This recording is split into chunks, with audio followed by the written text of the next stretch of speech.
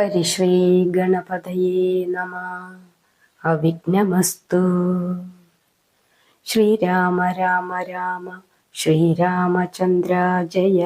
ശ്രീരാമ രാമ രാമ ശ്രീരാമഭദ്ര ജയ. ശ്രീരാമ രാമ രാമ സീതാഭിരാമ രാമ. ശ്രീരാമ രാമ രാമ ലോകാഭിരാമ ജയ. ശ്രീരാമ രാമ രാമ രാവണാന്തക രാമ. ശ്രീരാമ മമ ഹൃദി രമതാം രാമ രാമ. അന്നത്തെ രാത്രി രാവണന് ഉറങ്ങാൻ കഴിഞ്ഞില്ല. നേരം പ്രഭാതമായപ്പോൾ ദശഗ്രീവൻ തൻ്റെ അംഗരക്ഷകരെയും ശേഷിച്ച സേനാപതികളെയും വിളിച്ചു വരുത്തി പറഞ്ഞു, കഴിഞ്ഞ 3 ദിവസത്തെ യുദ്ധവും നമുക്ക് തികഞ്ഞ പരാജയമാണ്. നമ്മുടെ പ്രധാനപ്പെട്ട സജീവ പുങ്കവന്മാരും സേനാപതികളും നമ്മെ വിട്ടുപിരിഞ്ഞു. ഈ തോൽവിക്ക് കാരണം ബലവാനായ ഒരു നേതാവിൻ്റെ കുറവാണ്. കുംഭകർണൻ ഉണർന്നിരുന്നുവെങ്കിൽ അവൻ മാത്രം മതിയായിരുന്നു. അരനാഴിക കൊണ്ട് അവൻ ശത്രുക്കളെ മുഴുവനും സംഹരിക്കും. അത്ര ബലവാനും പരാക്രമിയുമാണവൻ. എന്തു ചെയ്യാം? അവൻ ഉറക്കമായിപ്പോയില്ലേ? മേഘനാഥൻ, അതികായൻ, ത്രിശിരസ് തുടങ്ങിയ വീരന്മാരായ മക്കളുണ്ടെങ്കിലും കുംഭകർണന്റെ പോക്ക് അവരുടേതുപോലെയല്ല. അതുകൊണ്ട് നിങ്ങളെല്ലാവരും കൂടി ചെന്ന് ഉത്സാഹിച്ച് എങ്ങനെയെങ്കിലും അവനെ ഉണർത്തി യുദ്ധത്തിനയക്കണം. രാജകൽപ്പനയനുസരിച്ച് അവർ കുംഭകർണന്റെ ശയനമുറിയിൽ ചെന്ന് ചെവിക്കല്ല് പൊട്ടുമാറ് ആകാശഭേദ്യങ്ങളായ വെടിപടഹാദി ഭേരീനാദങ്ങൾ മുഴക്കി. അനക്കമില്ല. കുംഭങ്ങളിൽ ജലം നിറച്ച് തുടരെ തുടരെ അവന്റെ ശ്രവണദ്വാരങ്ങളിൽ ഒഴിച്ചു. എന്നിട്ടും ഉണരാനുള്ള ലക്ഷണം കണ്ടില്ല. ഒന്നുകൊണ്ടും ഒരു ഫലവും കണ്ടില്ല. അപ്പോൾ ശ്വാസതടസ്സം വരുത്താൻ വേണ്ടിയിട്ട് മൂക്കുകളിൽ വലിയ മണൽച്ചാക്കുകൾ തള്ളിക്കയറ്റി. ഉച്ഛ്വാസത്തിന്റെ ശക്തി കൊണ്ട് അവ പുറത്തേക്ക് തെറിച്ചുപോയി. അവർ പിന്നെയും ഈ പ്രവർത്തികളൊക്കെ തുടർന്നുകൊണ്ടിരുന്നു. ഒടുവില് മൂരി നിവർന്ന് ഒന്ന് കണ്ണു തുറന്നു. അപ്പൊ ചുറ്റുപാട് നിന്നിരുന്നവർ ഓടി ദൂരത്തേക്ക് മാറി. കുംഭകർണൻ നിദ്രാവിമുക്തനാക്കാനുള്ള പ്രയത്നം ആരംഭിക്കുന്നതിന് മുമ്പ് തന്നെ അവനെ പ്രീതിപ്പെടുത്തുവാൻ വേണ്ടിയിട്ട് 100 കണക്കിന് കുടം മദ്യവും അത്രയും തന്നെ രക്തവും ആ മുറിയിൽ ശേഖരിച്ചു വെച്ചിരുന്നു. അവൻ ഉണർന്നു നോക്കിയപ്പോൾ മുമ്പിൽ ഇങ്ങനെ രക്തകുംഭങ്ങളും മദ്യകുംഭങ്ങളും നിറഞ്ഞങ്ങനെ പതഞ്ഞിരിക്കുകയാണ്. സന്തോഷത്തോടെ അവൻ ആ കുടങ്ങളിലെ രക്തവും മദ്യവും എല്ലാം ഉള്ളിലാക്കി. അതോടുകൂടി അവനൊരു നവോന്മേഷവും ആനന്ദവും ഒക്കെ സിദ്ധിച്ചു. അപ്പോൾ ആ സന്ദർഭത്തിൽ ഭൃത്യന്മാർ വന്നിട്ട് രാവണൻ അവനെ കാണാൻ കാത്തിരിക്കുന്നു എന്ന് അറിയിച്ചു. തൽക്ഷണം തന്നെ ഗദയും എടുത്തുകൊണ്ട് അഗ്രജന്റെ മുമ്പിലെത്തി താണു വീണ് വണങ്ങി മാറി നിന്നു. രാവണൻ സ്നേഹപുരസ്സരം പറഞ്ഞു, അനുജ കുംഭകർണ, ഉറക്കം മൂലം ലങ്കയിൽ നടക്കുന്നതൊന്നും നീ അറിയുന്നില്ല. രാമലക്ഷ്മണന്മാരും വാനരന്മാരും ചേർന്ന് 3 ദിവസമായി ഇവിടെ അതിഘോരമായ സമരം നടത്തുന്നു. ഇന്ന് 4ാം ദിവസമാണ്. നമ്മുടെ പ്രധാനപ്പെട്ട മന്ത്രിപ്രവരന്മാരും സേനാപതികളും മരിച്ചു. പകുതിയോളം നമ്മുടെ സൈന്യങ്ങളും കാലപുരിയിലെത്തി. നീ യുദ്ധത്തിന് പോയാൽ നിശ്ചയമായും നമുക്ക് വിജയം സിദ്ധിക്കുമെന്നാണ് എൻ്റെ വിശ്വാസം. അതിനുവേണ്ടിയാണ് നിന്നെ ഞാൻ ഉണർത്താൻ ഏർപ്പാട് ചെയ്തത്. കുംഭകർണൻ പറഞ്ഞു, ജ്യേഷ്ഠ, എന്തിനു വേണ്ടിയാണ് ജ്യേഷ്ഠൻ ഈ യുദ്ധം നടത്തുന്നത്? ആർക്കു വേണ്ടി? നമ്മുടെ ലങ്കാവാസികൾക്കോ അതോ രാക്ഷസ വംശത്തിനോ? ആർക്കെങ്കിലും ഇതുകൊണ്ട് പ്രയോജനമുണ്ടോ? നിരപരാധികളായ എത്രായിരം പേരാണ് ജ്യേഷ്ഠൻ മൂലം ജീവൻ വെടിഞ്ഞത്. എണ്ണമില്ലാത്ത പാപപ്രവർത്തികൾ മൂലം പല ശാപങ്ങളും ജ്യേഷ്ഠനെ ബാധിച്ചിട്ടുണ്ട്. അതിൻ്റെ ഫലമൊക്കെ ജ്യേഷ്ഠൻ അനുഭവിക്കണം. ജ്യേഷ്ഠന് പ്രതാപമുണ്ട്, കയ്യൂക്കുണ്ട്, പൗരുഷമുണ്ട്, വരബലമുണ്ട്, അധികാരമുണ്ട്, എല്ലാമുണ്ട്. അത് ജ്യേഷ്ഠനെ അല്ലാതെ മറ്റൊരാളെ ബാധിക്കുമോ? ജ്യേഷ്ഠൻ്റെ സ്വേച്ഛാധിപത്യവും അതുപോലുള്ള സ്വാർത്ഥതയും അഹങ്കാരവുമാണ് ലങ്കയുടെ ഈ ആത്തപതനത്തിനും ആൾനാശത്തിനും കാരണം. നമ്മുടെ അനുജൻ വിഭീഷണൻ ജ്യേഷ്ഠനോട് നന്മയല്ലേ ഉപദേശിച്ചത്? അവനെ ആട്ടി രാജ്യ ബഹിഷ്കൃതനാക്കി. അവൻ വംശദ്രോഹിയാണെന്ന് ജ്യേഷ്ഠന്റെ പക്ഷപാതികൾ പറയും. വാസ്തവത്തിൽ അവൻ വംശദ്രോഹിയല്ല, നേരെ മറിച്ച് രക്ഷകനാണ് അവൻ. വംശത്തിന്റെ ഒരു രക്ഷയ്ക്ക് വേണ്ടിയാണ് അവനിപ്പോൾ ഈ ശത്രുവിൻ്റെ കൂടെ നിന്നുകൊണ്ട് ഈ രാജ്യത്തെ രക്ഷിക്കുകയാണ് ചെയ്യുന്നത്. മാതാമഹനായ മാല്യവനും ശുഗസാരണന്മാരും ശാർദൂലനും അകമ്പനും ജ്യേഷ്ഠനെ യാഥാർത്ഥ്യം ധരിപ്പിച്ചു. ഞാനും ഗുണദോഷിച്ചു. ജ്യേഷ്ഠൻ ഒന്നും ചെവിക്കൊണ്ടില്ല. മൂഢന്മാരായ മന്ത്രിമാരുടെയും മക്കളുടെയും ദുരുപദേശങ്ങളെ മാത്രം ജ്യേഷ്ഠൻ വിശ്വസിച്ചു. ആ മന്ത്രിമാരൊക്കെ ഇപ്പോഴെവിടെയാണ്? എല്ലാം മരണത്തിന് കീഴടങ്ങിയില്ലേ? അപ്പോൾ പരനാരിയും പരിശുദ്ധയുമായ സീതാദേവിയെ അധർമ്മപരമായി ജ്യേഷ്ഠൻ അപഹരിച്ചു. എത്രായിരം സതീമണികളുടെ ചാരിത്രം ജ്യേഷ്ഠൻ കൊള്ള ചെയ്തു. എന്നിട്ട് അവരെ തടങ്കൽ പുള്ളികളെ പോലെ കഷ്ടപ്പെടുത്തുന്നു. ഇന്ദ്രിയവശകനായ പുരുഷന് ആപത്തൊഴിഞ്ഞിട്ട് സമയമില്ല. ഏതായാലും ജ്യേഷ്ഠൻ ക്ഷണപ്രഭാ ചഞ്ചലങ്ങളായ ഭോഗസുഖങ്ങൾക്ക് വേണ്ടി പാവപ്പെട്ട ലങ്കാവാസികളെയും ലങ്കയെയും നശിപ്പിച്ചു കഴിഞ്ഞു. എൻ്റെ ഈ വാക്കുകൾ കേട്ട് ജ്യേഷ്ഠന് കോപം വർദ്ധിക്കുന്നു. വേണ്ട ജ്യേഷ്ഠ, ജ്യേഷ്ഠൻ ഒരിക്കലും കോപിക്കണ്ട. ഈ അനുജൻ അഗ്രജനു വേണ്ടി ആഹവത്തിന് പോകാൻ തയ്യാറായി കഴിഞ്ഞിരിക്കുന്നു. എനിക്ക് മരിക്കാൻ ഭയമില്ല. ശത്രുക്കളെ സംഹരിക്കാതെ ഞാൻ തിരിച്ചു മടങ്ങുകയില്ല. ഒന്നുകിൽ വിജയം അല്ലെങ്കിൽ മരണം. ഇതാണ് എൻ്റെ മുദ്രാവാക്യം. ജ്യേഷ്ഠനെ ഞാൻ ഗുണദോഷിച്ചു എങ്കിലും ഒരു അനുജന്റെ ധർമ്മം ഞാൻ അനുഷ്ഠിക്കും. ജ്യേഷ്ഠൻ ധൈര്യമായി സമാധാനത്തോടെ ഇരിക്കൂ. ഒരു കാര്യം കൂടി, സമയം തെറ്റിയിട്ടില്ല. ശ്രീരാമപാദങ്ങളിൽ ചെന്ന് അഭയം പ്രാപിച്ച് സീതാദേവിയെ തിരിച്ചേൽപ്പിച്ചാൽ ആ കരുണാവാരിധി നമുക്ക് മാപ്പു തരും. പക്ഷേ ജ്യേഷ്ഠന്റെ അഭിമാന പ്രശ്നമായതിനാൽ ഞാനിതിപ്പോൾ നിർബന്ധിക്കുന്നില്ല. ഞാൻ സമരത്തിന് പുറപ്പെടുകയാണ്. ജ്യേഷ്ഠൻ എന്നെ അനുഗ്രഹിച്ച് യാത്രയാക്കൂ. രാവണനെ തൊഴുതു വന്ദിച്ച് അനുഗ്രഹവും വാങ്ങി കുംഭകർണൻ 1000 ഭാരമുള്ള ഇരുമ്പ് ശൂലവും ധരിച്ചുകൊണ്ട് രണാങ്കണമായ ഉത്തര ഗോപുരദ്വാരത്തിലേക്ക് യാത്രയായി. ഭീകര പർവ്വതാകാര ശരീരനായി ഒരു ഉഗ്രൻ ശൂലവുമേന്തി അലയാഴി പോലെ അലറി മതിച്ചു വരുന്ന കുംഭകർണനെ കണ്ട് മർക്കടന്മാർ ഭയപ്പെട്ട് 4 വശത്തേക്കും ഓടി. ആ വരുന്നവൻ ആരാണ്? രാമചന്ദ്രൻ വിഭീഷണനോട് ചോദിച്ചു. എൻ്റെ ജ്യേഷ്ഠൻ കുംഭകർണനാണ്. 100 രാവണന്റെ ശക്തി അദ്ദേഹത്തിനുണ്ട്. പക്ഷേ ബ്രഹ്മദേവ വരത്താൽ അദ്ദേഹം സദാ നിദ്രാലുവായിപ്പോയി.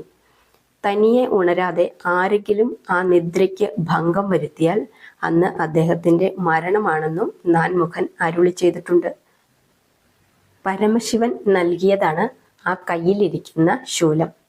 രാമസന്നിധിയിൽ നിന്നും വിഭീഷണൻ മന്ദമന്ദം മുമ്പോട്ട് നടന്നു ചെന്ന് കുംഭകർണന്റെ കാലടികളിൽ വീണ് നമസ്കരിച്ചു. ജ്യേഷ്ഠ, എനിക്ക് മാപ്പ് തരണം. ഞാൻ വർഗവിദ്വേഷിയാണെന്ന് ജ്യേഷ്ഠൻ തെറ്റിദ്ധരിക്കരുത്. ജ്യേഷ്ഠന്റെ നിർബന്ധപ്രകാരം മൂത്ത ജ്യേഷ്ഠന് നൽകിയ സതുപദേശത്തിന് പ്രതിഫലമായി എനിക്ക് ലഭിച്ചത് നിഷ്കരുണമായ നിഷ്കാസനമാണ്. ജ്യേഷ്ഠനും അത് കണ്ടതാണല്ലോ.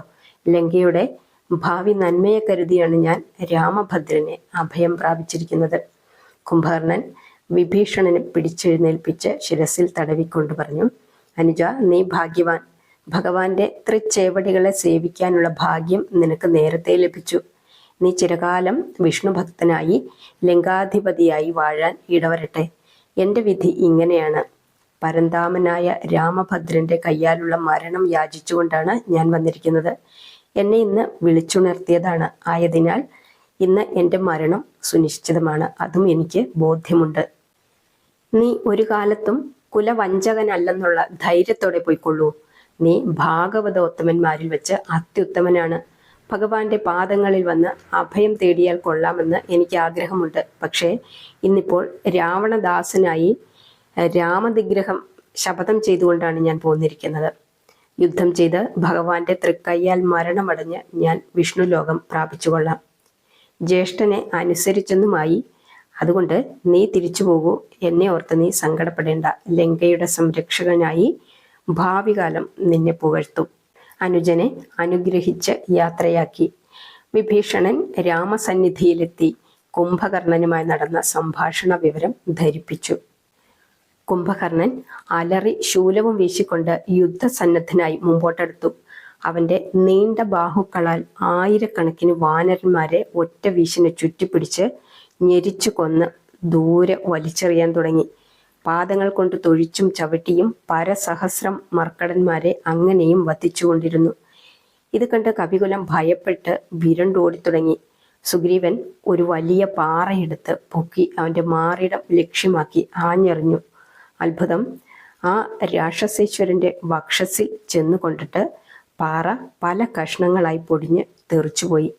അതിനെതിരായി കുംഭകർണൻ ക്രുദ്ധനായി തൻ്റെ ശൂലം കൊണ്ട് അർക്കാത്മജന്റെ കണ്ഠത്തിൽ ശക്തമായ ഒരു ആഘാതമേൽപ്പിച്ചു.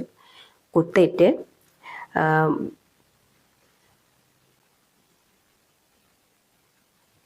സുഗ്രീവൻ മോഹിച്ച് താഴെ വീണു.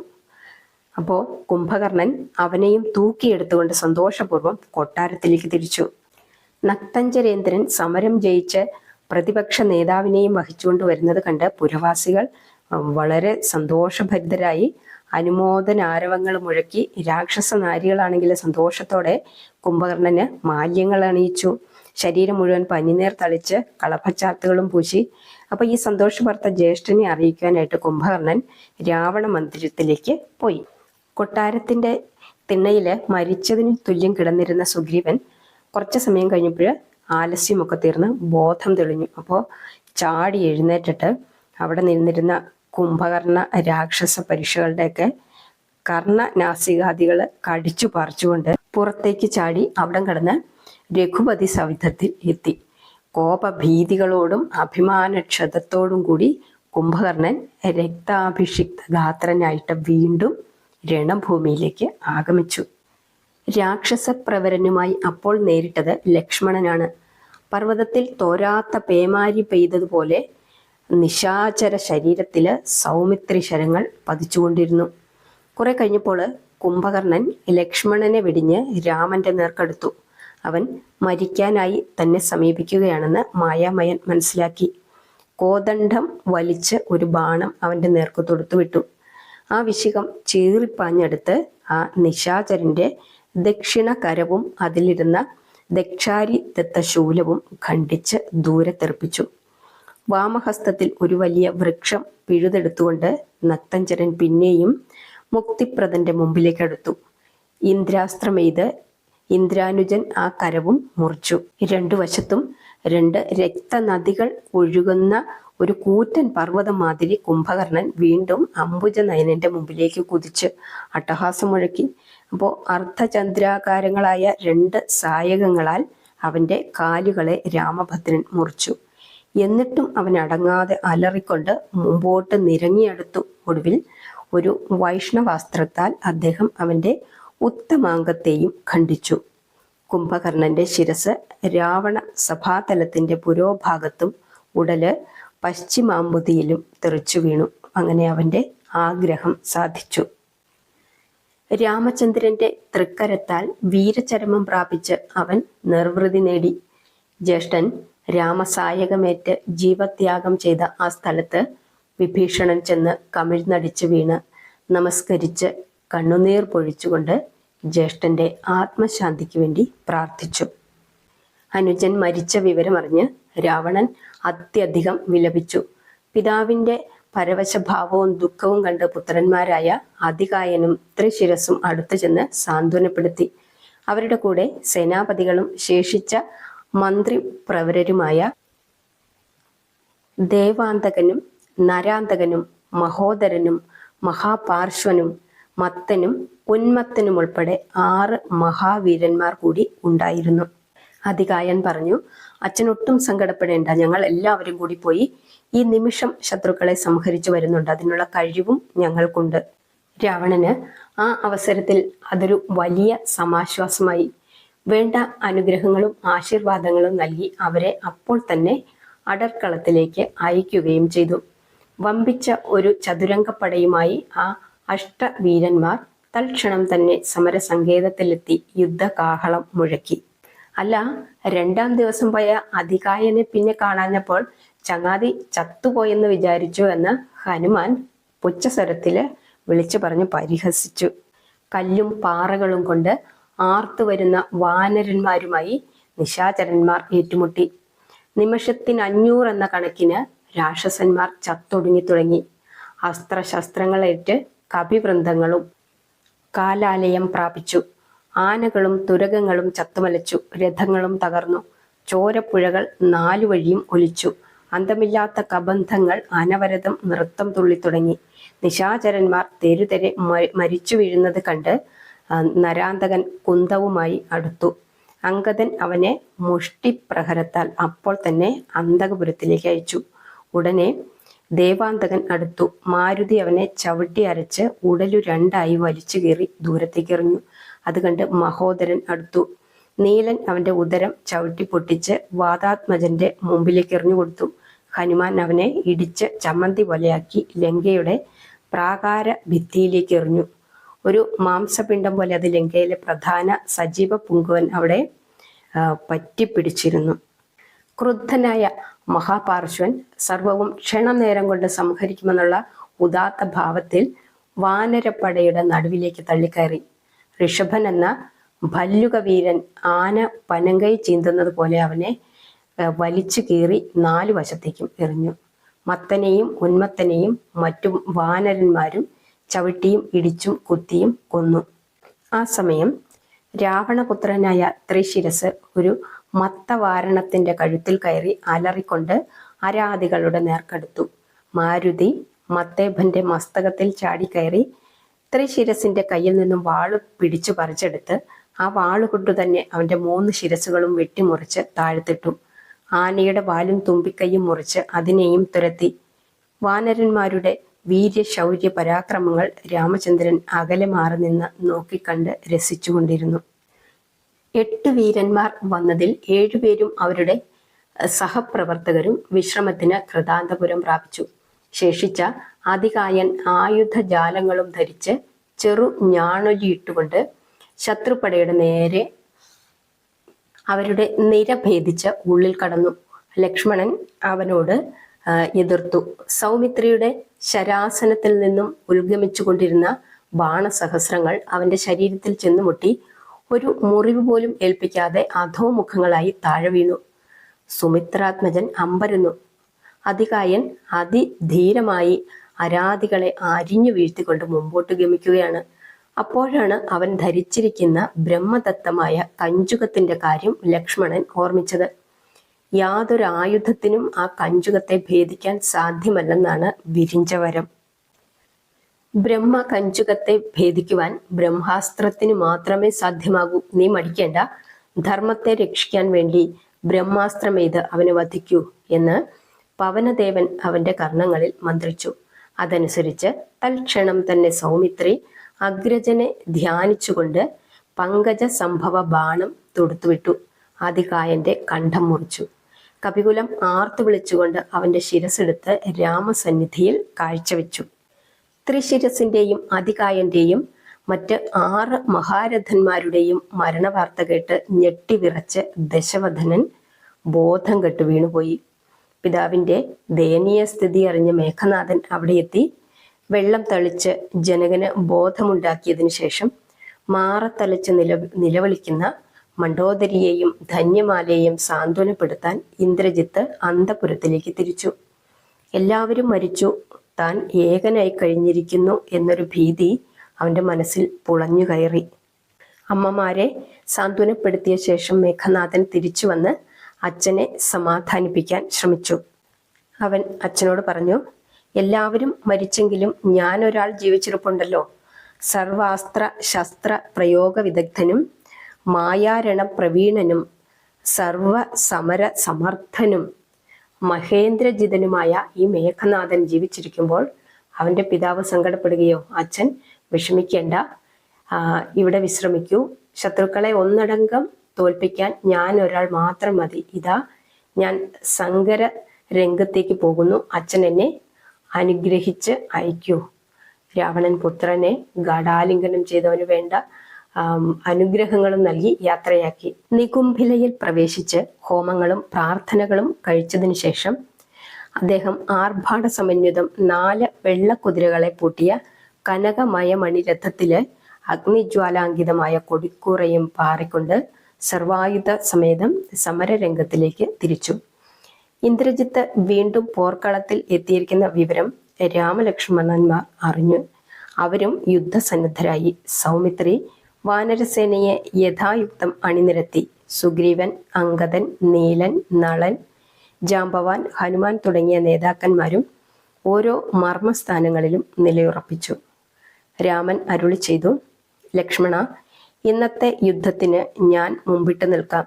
മേഘനാഥൻ രണ്ടും കൽപ്പിച്ചു വന്നിരിക്കുകയാണ്. അവൻ മായാവിയായതിനാൽ കഴിഞ്ഞ ദിവസത്തെ നാഗാസ്ത്ര പ്രയോഗം പോലെ വല്ല അധർമ്മമുറയും അവലംബിച്ചെന്ന് വരും.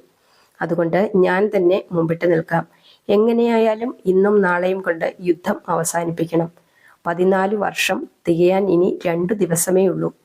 അതിനടുത്ത ദിവസം അയോധ്യയിൽ എത്തിയില്ലെങ്കിൽ ഭരതന്റെ അവസ്ഥ, അതും ഈ അവസരത്തിൽ ചിന്തിക്കേണ്ടതാണ്.